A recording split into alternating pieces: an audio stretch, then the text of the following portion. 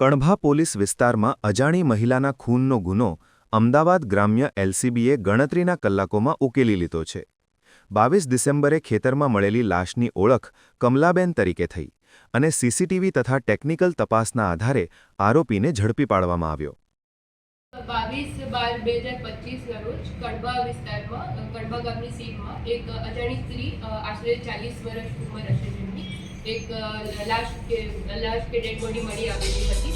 તેમાં કડબા પોલીસ સ્ટેશનમાં પ્રથમ દ્રષ્ટિએ મોત દાખલ કરવામાં આવી અને આ જે ગુનો છે એ ગંભીર પ્રકારનો હોવાથી આમાં તાત્કાલિક એને ડિટેક્ટ કરવા માટે વેરિયસ ટીમ્સ બનાવવામાં આવી અને પ્રાઇમા ફેસી તો જે ડેડ બોડી છે એની ઓળખ પ્રસ્થાપિત કરવા માટે વેરિયસ સોર્સિસ જેમ ટેકનિકલ સીસીટીવી અને હ્યુમન સોર્સિસ યુઝ કર્યા અને જે મરણ જનાર સ્ત્રી હતી એમની ઓળખ કમલાબેન રાજકુમાર દિવાકર સામે આવેલી હતી આશરે 40 વર્ષ અને પછી એમાં પૂછપરછ કરવામાં આવી તો એમના હસબન્ડ જે છે રાજકુમાર દિવાકર એમના ઉપર એક પ્રથમ દ્રષ્ટિએ શકમંદ છે એ રીતે પૂછપરછ કરવામાં આવી ત્યારે પૂછપરછ દરમિયાન જે રાજકુમાર દિવાકર છે એમને કબૂલાત આપી છે કે એમના પત્નીનું એમને મોત નિપજાવેલું છે। તો આ રીતે બનાવ બનેલું છે અને કણબા પોલીસ સ્ટેશન ખાતે મર્ડરનો ગુનો દાખલ કરવામાં કઈ રીતે મોત નિપજાવ્યું અને મોત કરવાનો હત્યા કરવા પાછળનું કારણ શું?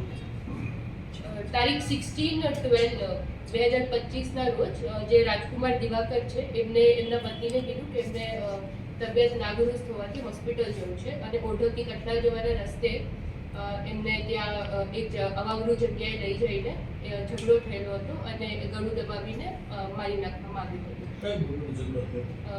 જે આમાં જે મરણ જનાર છે કમલાબેન દિવાકર એમના આડા સંબંધ હોવાના શંકા ઉપર એમના હસબન્ડે એમની મૃત્યુ નિપજાવી। આરોપીને કઈ રીતે ને ક્યાંથી પકડ્યો? આરોપીને કણભા ખાતેથી જ પકડવામાં હત્યા કર્યા બાદ આરોપી ફરાર થયો હતો કે પોતાના ઘરે જ રહ્યો હતો અને 16 તારીખે એને મોડે કરીને આપણને લગભગ 22 તારીખે લાશ મળી। કઈ અલગ લાશ હતી? જે 16 તારીખે બનાવ બનેલો છે બટ કોઈ જાણ કરવામાં આવેલી નથી।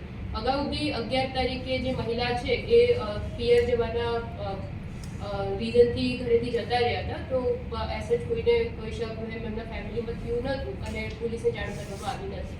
આરોપીનું બેકગ્રાઉન્ડ શું કામ ધંધો કરે છે અને બંનેનો જે પરિવાર છે તે બાળકો શું છે? આરોપી મજૂરી કામ કરે છે, એમનું કોઈ ગુનાહિત હિસ્ટ્રી કે કંઈ નથી અને એમના એક સન અને એક ડોટર છે।